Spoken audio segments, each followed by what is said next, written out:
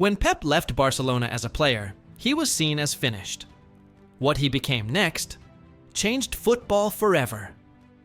Pep Guardiola was a world-class player, but his career ended in 2001 at the age of just 30. And when your playing days are over, you're not quite sure what to do next. You could easily fall into a comfortable retirement, or maybe become a pundit and make some easy money. But that wasn't for Pep. He took 2 years off to reflect, to study, and to completely reimagine football. He started by getting his coaching badges, and then he returned to Barcelona in 2007 as the coach of Barcelona B. He led them to the second division, which meant he got to spend more time with the first team. And this is where his revolution began. In 2008, he took Barcelona to their first treble, beating Manchester United 2-0 in the Champions League final. And the very next year, they did the treble again. But it wasn't until 2011 that Pep really found his style, tiki-taka. This is when Barcelona became the best team in Europe, with the likes of Iniesta, Xavi, and Messi. They dominated possession, and they dominated Europe for years.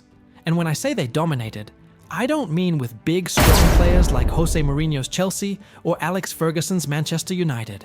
No, they dominated with brains. They passed their way through teams.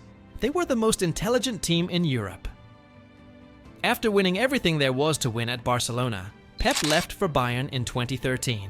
And in 3 years, he won 3 Bundesliga titles and a Champions League trophy. Then it was time for a new challenge, Manchester City.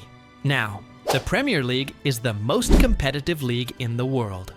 And in the 6 years since Pep arrived, he has won 4 titles and 4 FA Cups. He has built another dynasty. So what's the lesson here? The lesson is that sometimes you have to fail or retire in order to figure out what you really want to do.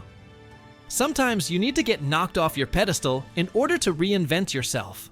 It's only in looking back that we can truly see how much we've grown. Guardiola failed as a player, but he took that failure, he took that disappointment, and channeled it into becoming the greatest manager of our generation.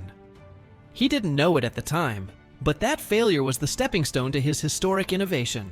Mastery comes from patience, from a curious mind, and from taking your time to get to the top. If you rush things, you'll never learn. If you're too afraid to fail, you'll never learn. And if you stop growing, you'll eventually become obsolete. Now before you go, if you want some more motivation for the week, I'm going to leave that video right there. Thanks for watching, and I'll see you next time.